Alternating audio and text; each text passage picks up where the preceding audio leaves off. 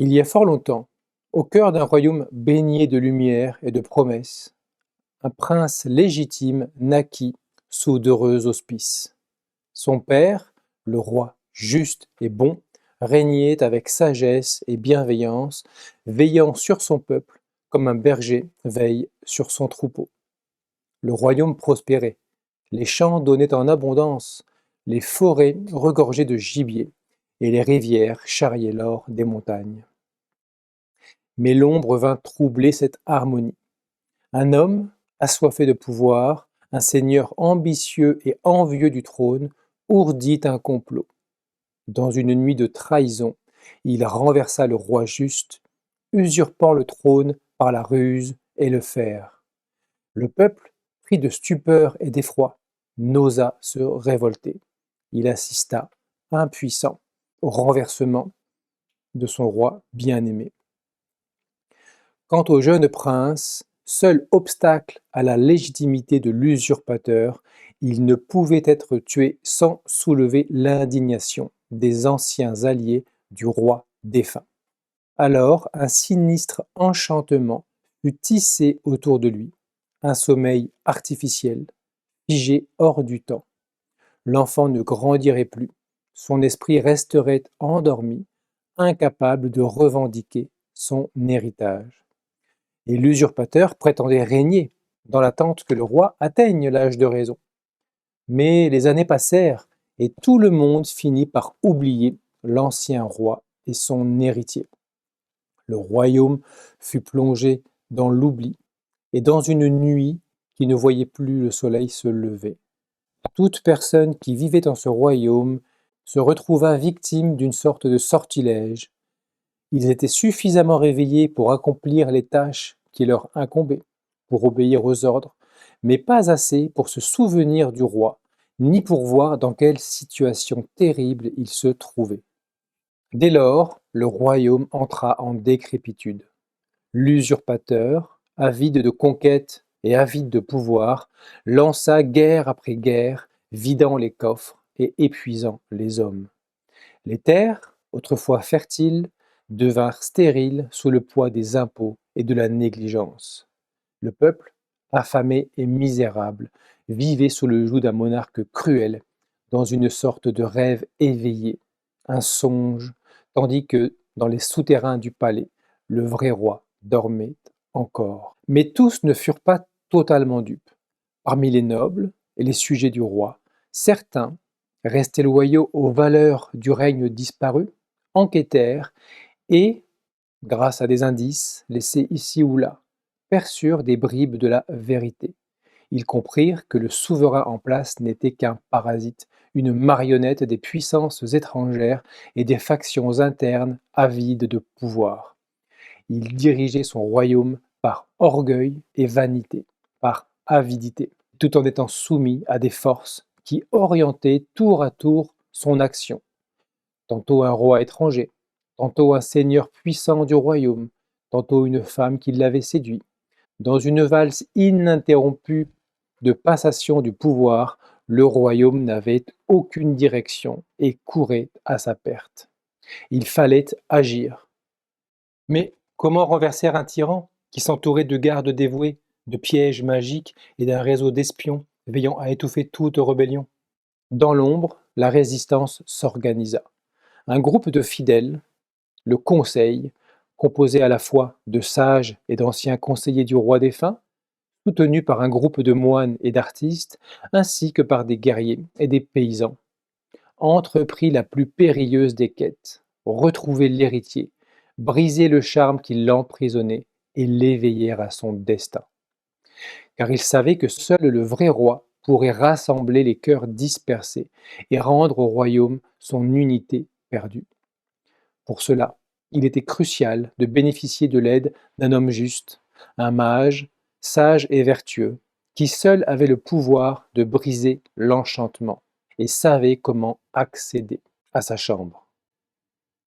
Le conseil était encore divisé, et les membres peinaient à se mettre d'accord.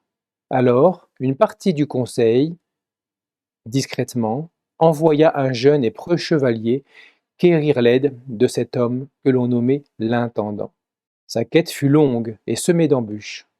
L'intendant ne voulait pas se laisser voir aussi facilement. Mais le courage du chevalier et l'importance de la quête eurent raison de son ermitage.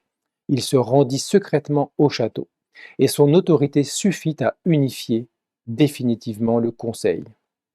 Le temps était venu de retrouver le vrai roi. Les épreuves furent nombreuses. Il fallut déjouer les sentinelles du palais, se faufiler dans les galeries oubliées du château, dérober des artefacts magiques pour briser le sceau de l'enchantement et accéder à la chambre du roi. Beaucoup périrent en chemin, furent trahis ou capturés, mais le feu de l'espoir brûlait trop fort pour être éteint. Enfin, une nuit où les étoiles semblaient veiller avec bienveillance, le cercle de fidèles atteignit la chambre scellée. L'intendant, qui seul avait l'autorité pour ouvrir cette porte, se présenta devant la porte, et spontanément, celle-ci s'ouvrit sur une chambre humide, obscure, froide. Là, sur un lit drapé d'étoffes anciennes et soyeuses, reposait l'enfant roi. Son visage, paisible et immobile, portait pourtant une gravité qui trahissait l'empreinte d'une sagesse en gestation. Par des paroles inconnues, les sages tentèrent de rompre l'enchantement, sans succès. On tenta alors de réveiller brusquement l'enfant roi, mais il restait figé dans son sommeil éternel. À ce moment-là, devant le désespoir de tous ces braves qui réalisaient qu'ils avaient peut-être affronté toutes ces épreuves pour rien, la souffrance, la mort, la perte de leurs amis, une jeune femme s'approcha. Personne ne l'avait vraiment remarquée depuis le début des opérations. D'où venait-elle? Empreinte de mystère, elle s'approcha avec respect et crainte. Pendant un long moment, elle regarda le prince avec amour. Les regards se firent d'abord réprobateurs. Mais qui était cette jeune femme qui avait l'outrecuidance de passer devant les sages et devant les guerriers sans rien dire? Avait-elle l'orgueilleux espoir de réussir là où les plus grands sages et les plus grands guerriers avaient échoué? Là où l'intendant n'avait pas... D'ailleurs, où était l'intendant? Depuis l'instant où le conseil avait pénétré dans la chambre du roi, l'intendant avait disparu. Avait-il trahi? Était-il retourné dans sa retraite silencieuse? Et pourquoi disparaître maintenant? Nul ne pouvait le dire. Personne ne comprenait alors qu'il avait accompli sa mission. La jeune femme continua d'approcher. Maintenant, les regards devenaient curieux. Une étrange douceur émanait de cette fragile jeune femme. Une vulnérabilité touchante drapait chacun de ses gestes. Qu'allait-elle donc faire? Elle se pencha lentement et avec une très grande douceur vers le jeune roi et l'embrassa avec un profond amour sur le front. Soudain, comme si tout cela n'était qu'un rêve, la jeune étrangère se volatilisa. L'espace d'un instant, elle semblait ne faire qu'un avec le prince, puis elle disparut subitement. Le prince ouvrit les yeux, mais il n'était plus vraiment un enfant, car si son corps était resté figé dans l'enfance, son âme, elle, avait grandi dans les limbes du temps. Il se leva, et dans son regard brillait une lumière oubliée, celle des rois véritables. Ce temps de retrouvailles fut une source de joie pour les membres du conseil. Enfin, le jour tant attendu était arrivé. Le roi était réveillé. Le retour du prince réveillé ne passa pas inaperçu. Les murmures gagnèrent les chaumières, les citadelles, les places du marché. Partout, les cœurs brisés par l'oppression retrouvèrent espoir. Les rangs de la résistance grossirent progressivement. Des villages entiers refusèrent de payer l'impôt. Certains généraux désertèrent, préférant servir le véritable héritier, qui commençait à grandir sous la protection des valeureux. Le roi usurpateur sentit le pouvoir lui échapper, et il frappa avec rage et avec ruse. Il envoya ses troupes mater la rébellion.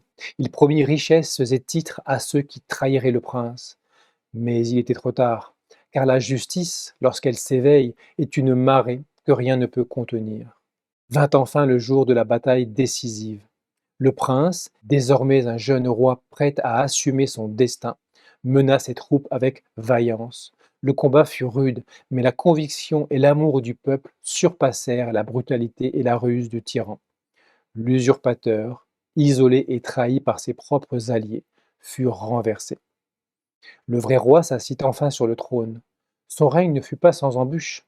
L'ombre de l'usurpateur tenta, encore et encore, d'empoisonner les esprits, de semer la discorde. Mais un royaume gouverné par la vérité, la justice et l'unité est un sol où la corruption peine à prendre racine. Peu à peu, les terres reprirent vie, les rires revinrent dans les rues et les maisons, les greniers se remplirent à nouveau, les guerres cessèrent définitivement. Et plus jamais on ne permit qu'un autre que le vrai roi ne règne. Car ceux qui avaient connu la tyrannie savaient désormais reconnaître la lumière de l'authenticité et ont finalement compris l'intérêt que représente pour le royaume un roi qui incarne les valeurs du bon, du beau et du vrai. Ainsi s'achève l'histoire du royaume retrouvé et de son roi endormi qui s'éveilla pour restaurer l'harmonie.